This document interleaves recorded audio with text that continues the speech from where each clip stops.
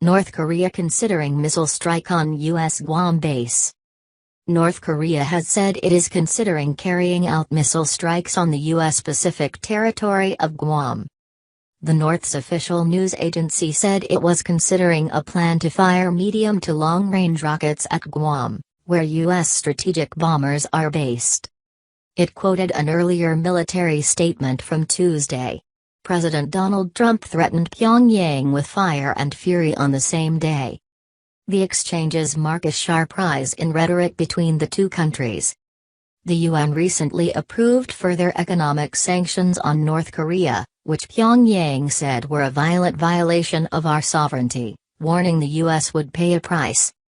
On Wednesday, the official KCNA news agency said North Korea was carefully examining the operational plan for making an enveloping fire at the areas around Guam using its domestically made medium to long-range Hwasong-12 missiles.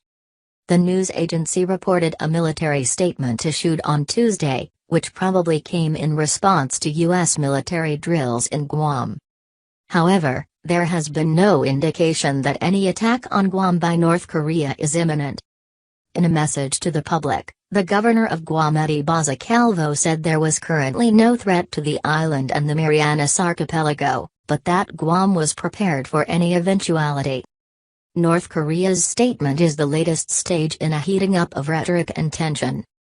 Pyongyang, which has tested nuclear devices 5 times, launched 2 intercontinental ballistic missiles, ICBMs, in July, claiming it now had the ability to hit mainland U.S.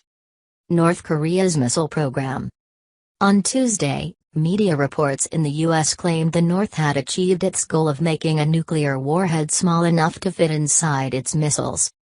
While not confirmed, this was seen as one of the last obstacles to North Korea being a fully nuclear-armed state.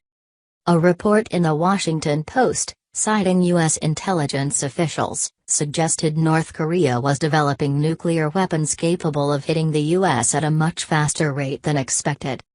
A Japanese government defense white paper also said the weapons program had advanced considerably and that North Korea possibly now had nuclear weapons.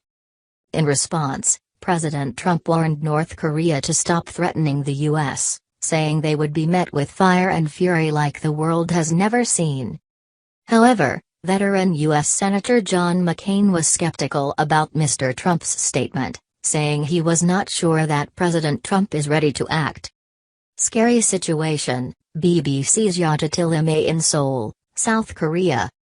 On the streets of Seoul, barely 50 kilometers, 30 miles, from the border with North Korea, the latest developments have drawn mixed reactions.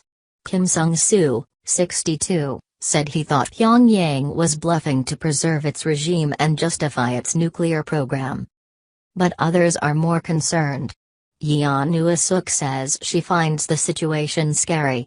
I hope everyone can live in peace. Kim Jong-un keeps doing this and making us worry, she said. Analysts say the language from Pyongyang always gets more aggressive in August, when the US and South Korea conduct joint military exercises. But this time, with a US president who also uses strong words, the confrontation is getting even fiercer than usual. North Korea had reacted angrily after the fresh sanctions were announced on Saturday by the UN, in an attempt to pressure it into giving up its nuclear ambitions. The sanctions aimed to reduce North Korea's export revenues by a third. KCNA said North Korea would retaliate and make the U.S. pay a price for drafting the new measures. It called the sanctions a violent violation of our sovereignty, the news agency said. China, which is Pyongyang's closest ally, has said it is 100% committed to enforcing the latest round of sanctions. Russia and China have previously differed with others on how to handle Pyongyang, but in recent months have joined calls for North Korea to stop its missile tests, while also urging the US and South Korea to halt military drills, and withdraw an anti-missile system from the South. Meanwhile, on Wednesday the UK Foreign Office said it would continue to work with the US and our international partners to maintain pressure on North Korea. we have been consistently clear and forthright in our condemnation of North Korea's destabilizing and illegal behavior, including through support for UN Security Council resolutions to bring in sanctions that will limit North Korea's ability to pursue its nuclear weapons program, a spokesman said. A spokesman for Germany's foreign ministry, quoted by AFP, said it was watching the situation with the greatest concern and called on all sides to use restraint. The tiny but important island of Guam. The 541 square kilometers, 209 square miles, volcanic and coral island in the Pacific between the Philippines and Hawaii. It is an unorganized, unincorporated U.S. territory, with a population of about 163,000.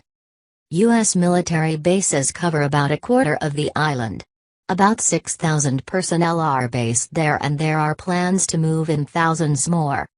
It was a key U.S. base in World War II, and remains a vital staging post for U.S. operations, giving access to potential flashpoints like the South China Sea, the Koreas and the Taiwan Straits. Guam profile from BBC Monitoring.